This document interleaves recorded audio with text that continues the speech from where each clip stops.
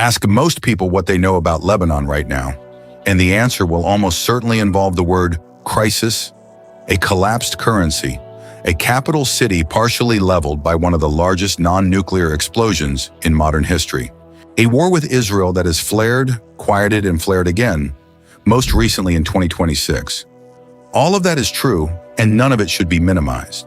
But almost nobody outside the region ever hears the rest of the story, that this same small stretch of Mediterranean coastline gave the ancient world its alphabet, hosted one of the most genuinely glamorous societies in the entire Middle East within living memory, and has been leveled and rebuilt so many times that locals half-joke Beirut has more lives than a cat. This is a country of barely 10,000 square kilometers, smaller than the US state of Connecticut, and it has spent thousands of years being disproportionately important to world history relative to its size. Start with the map. Lebanon sits on the eastern shore of the Mediterranean, wedged between Syria to the north and east and Israel to the south, with a narrow coastal plain giving way almost immediately to the dramatic Lebanon Mountains, then the fertile Bekaa Valley, then a second mountain range along the Syrian border. That geography packs an extraordinary range of terrain into a tiny footprint.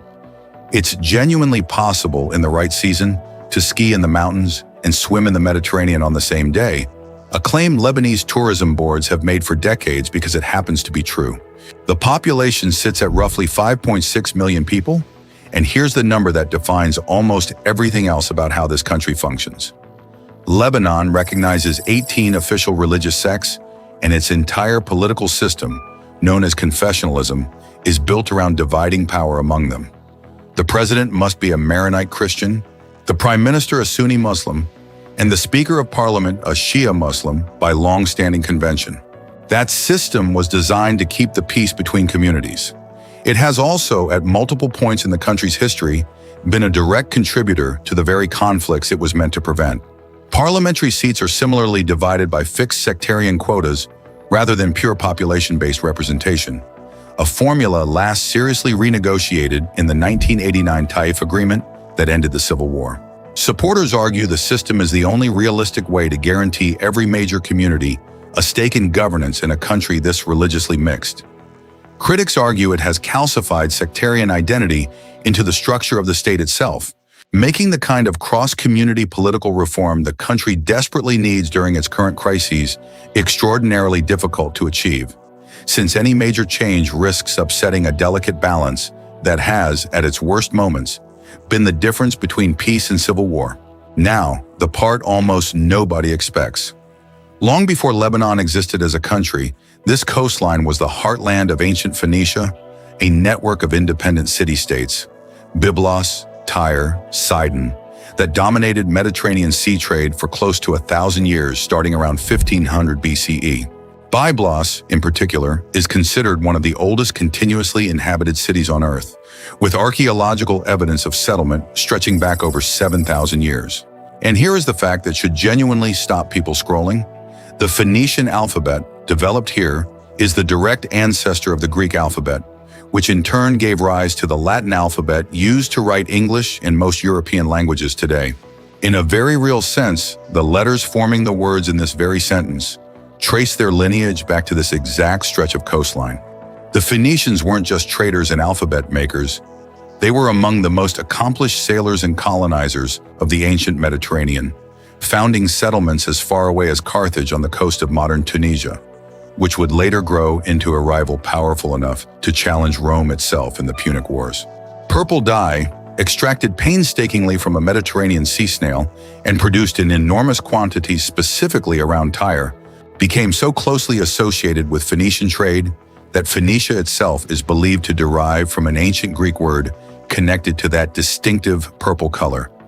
A dye so labor-intensive to produce that it became reserved almost exclusively for royalty and the ultra-wealthy across the ancient world, giving us the phrase "born to the purple," still used today. Hold on to that timeline. We will get there. The cedar tree deserves its own mention here, because it isn't just decoration on the Lebanese flag. Mount Lebanon's cedar forests were prized across the ancient world. The Egyptians used Lebanese cedar for boat building and temple construction, and the wood is referenced directly in the Hebrew Bible in connection with the building of Solomon's temple. Millennia of harvesting have reduced those once vast forests to small protected reserves today, but the tree remains the single most recognizable national symbol Lebanon has, appearing on everything from the flag to the currency to the branding of the national airline. A handful of ancient groves, some containing trees estimated to be well over 1,000 years old, survive today primarily in protected reserves in the northern mountains, drawing pilgrims and hikers who come specifically to walk among trees that were already centuries old when the Ottoman Empire first arrived in the region. Reforestation efforts in recent decades have tried, with mixed and slow success, to expand cedar coverage back towards something closer to its ancient extent. A small but genuinely symbolic environmental project in a country whose national emblem has spent most of recorded history being cut down faster than it could regrow.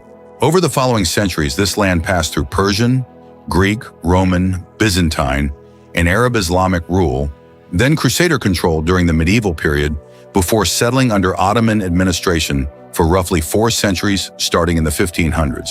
After the Ottoman Empire's collapse following World War I, France took control under a League of Nations mandate, and it was the French who formally carved out the modern borders of Lebanon in 1920, deliberately including a religiously mixed population specifically to create a Christian majority state allied with France in the region.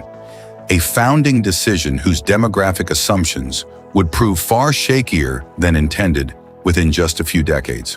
Yes, this is the part the title promised, because what followed independence in 1943 genuinely surprises people who only know the country's current reputation. Through the 1950s and 60s, Beirut earned the nickname the Paris of the Middle East, and Lebanon as a whole was sometimes called the Switzerland of the Middle East for its banking sector, its political neutrality, and its role as a genuine playground for the region's and the world's wealthy. Beirut's nightlife, its universities, its publishing industry, and its banking secrecy laws drew visitors, students, and capital from across the Arab world and well beyond it. And for close to 2 decades, this small country punched dramatically above its weight as a cultural and financial capital of the entire region. That golden age wasn't purely a marketing image. It reflected genuine institutional strength. The American University of Beirut, founded in the 19th century, became one of the most respected universities anywhere in the Middle East, educating generations of future leaders, writers, and professionals from across the Arab world. Beirut's publishing houses produced a disproportionate share of the region's books and periodicals, benefiting from a level of press freedom rare elsewhere in the Middle East at the time. And the country's minimal government intervention in private enterprise, combined with an income and profit tax-free banking environment, drew capital and wealthy visitors from the wider Gulf region, long before Gulf cities themselves had built the kind of infrastructure and finance sectors that would eventually make them Lebanon's competitors rather than its customers. But here is the pivot, because the confessional power-sharing system holding the country together also concealed deep structural tension that eventually broke it apart. In 1975, long-simmering political, economic, and sectarian grievances, compounded by the presence of armed Palestinian factions following their expulsion from Jordan, erupted into a brutal civil war that lasted 15 years, drew in Syrian and Israeli military intervention at different points, and killed an estimated 150 people while displacing hundreds of thousands more. Beirut itself was split by a green line, dividing Christian and Muslim militia-controlled sectors of the city, and much of what had made the capital famous in the preceding decades was reduced to rubble. The war finally wound down with the 1989 Taif Agreement, a political accord that rebalanced the confessional power-sharing system and formally ended most of the fighting by 1990. The war's damage went beyond buildings and body counts. An entire generation of Lebanese came of age knowing only checkpoints, militia rule, and interrupted schooling, and the country's once prestigious institutions, its universities, its banks, its publishing houses, spent years operating, if at all, under siege conditions rather than the internationally connected environment that had built their reputations in the first place. Syrian troops remained stationed in Lebanon for nearly 3 decades after the war officially ended, only withdrawing in 2005 following the assassination of former Prime Minister Rafik Hariri and the mass protests that followed. An event that came to be known as the Cedar Revolution and briefly reshaped Lebanese politics around the question of Syrian influence versus genuine sovereignty. Here is where the armchair daydream becomes a spreadsheet, and where the last 2 decades of accumulating crisis begin. Lebanon spent much of the 1990s and 2000s attempting reconstruction, but instability never fully disappeared. Hezbollah, a Shia political party and militia formed during the civil war with Iranian backing, grew into the country's most powerful non-state armed actor, fighting a full-scale war with Israel in 2006 that devastated southern Lebanon and parts of Beirut yet again. Then beginning in 2019, Lebanon's economy simply collapsed. Decades of government debt, a bloated and increasingly dysfunctional banking sector, and unsustainable currency pegs unraveled almost overnight. The Lebanese pound, pegged near 1,500 to the US dollar for years, has since lost more than 90% of its value, trading at tens of thousands to the dollar on the open market by the mid-2020s. The World Bank has ranked the resulting financial crisis among the most severe globally since the mid-19th century. If you have made it this far and you are watching a story this heavy, a like and a subscribe genuinely help more people understand a country that deserves more than headlines alone can offer. Then on August 4th, 2020, disaster compounded disaster. Roughly 2,150 tons of ammonium nitrate, stored for years without proper safety precautions at the port of Beirut, detonated in one of the largest non-nuclear explosions ever recorded, killing more than 200 people, injuring thousands, and destroying huge sections of the capital in a single afternoon. A blast estimated at around 1/20th the force of the Hiroshima bomb, leveling neighborhoods that had only recently finished rebuilding from the Civil War decades earlier. The explosion became a symbol of the broader institutional failure driving the country's collapse. A government so paralyzed by dysfunction that a known safety hazard sat unaddressed in the middle of the capital for years until it finally detonated. Here is a fact that says more about the current moment than almost anything else. Since October 2023, cross-border conflict between Hezbollah and Israel intensified sharply following the outbreak of war in Gaza, and fighting has continued into 2026, with Israeli strikes displacing hundreds of thousands of people from southern Lebanon, the southern suburbs of Beirut, and villages in the western Bekaa Valley. Renewed regional escalation involving the United States, Iran, and Israel earlier in 2026 further worsened already dire humanitarian conditions. More than 4.1 million people, over 70% of Lebanon's population, were already in need of humanitarian assistance before this most recent round of violence even began, and Lebanon continues to host one of the highest refugee populations per capita anywhere in the world, including hundreds of thousands of Syrians who fled the neighboring civil war, alongside a long-standing Palestinian refugee population dating back generations. No honest account of Lebanon can skip the human cost sitting behind those figures. More than 2/3 of the population now lives below the poverty line, according to recent estimates, with the country's once prized banking sector effectively locking ordinary depositors out of their own savings through informal capital controls that have persisted for years. Public electricity, water, and healthcare services have all deteriorated sharply, forcing households to rely on private generators, bottled water, and out-of-pocket medical costs just to maintain basic living standards that were, within living memory, considered comfortably middle-class by regional standards. But here is the pivot, because the full picture matters more than the headline collapse. Despite everything, Lebanese civil society, culture, and resilience have proven remarkably durable, a pattern locals themselves point to as a defining national trait rather than an accident. Lebanese cuisine remains one of the most globally recognized and genuinely beloved in the world, with dishes like hummus, tabbouleh, kibbeh, and elaborate mezze spreads exported and adapted by restaurants on nearly every continent, carried abroad in large part by generations of Lebanese immigrants who left during successive periods of crisis and built diaspora communities that now vastly outnumber the population remaining inside the country itself. That diaspora is itself one of Lebanon's most consequential features. Estimates suggest more Lebanese and people of Lebanese descent live outside the country than inside it, spread across West Africa, Latin America, North America, Australia, and the wider Arab world. sending remittances that have functioned for decades as one of the economy's genuine lifelines during each successive crisis. It's a country whose global cultural and economic footprint, in a strange way, has grown even as the homeland itself has repeatedly struggled to hold together.